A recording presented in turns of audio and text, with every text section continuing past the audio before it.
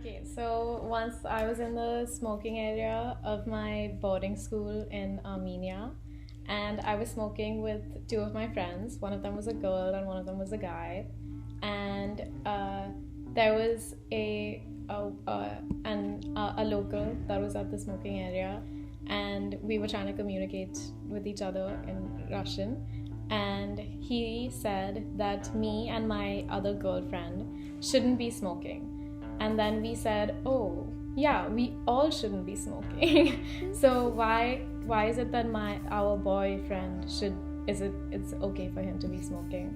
And the man said that, oh, girls shouldn't smoke because then it might hurt the baby. I remember I was in Japan on the train, going home from school. I had my headphones on, I was listening to music, and these headphones were noise cancelling, so I couldn't really hear anything. And there was this guy that was standing behind me, hovering over me. He was a little bit too close, but I wasn't really noticing because that kind of thing happens a lot on trains. Like, everyone's packed pretty tight. But then somebody starts tapping me on the shoulder, and so I turn around, and this woman is like, "Hey, come over here, stand next to me." I was like, "Okay, why?" And she was like, "This guy is being really creepy." Yeah, and she pulled me over.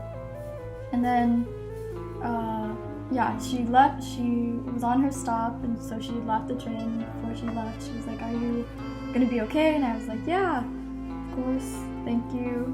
And then she left.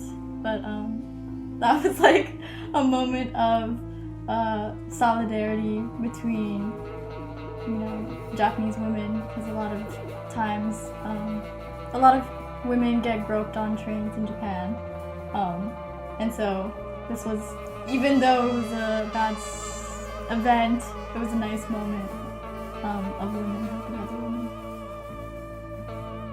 When I was 15 years old, I wanted to become a scientist. So when I heard that my high school had auditions for its robotics team, I wanted to try it out. I shared this interest of mine with my friends. Some of them didn't think I could get in. Some of them, who also happened to be all boys. But they did think that they could be in it themselves. Why? Because they were boys, and boys are good at stuff like this. They're better. They were boys who will soon turn into men. Men with fragile egos. So when I got admitted into the robotics team, and they did not, those fragile egos were shattered into pieces.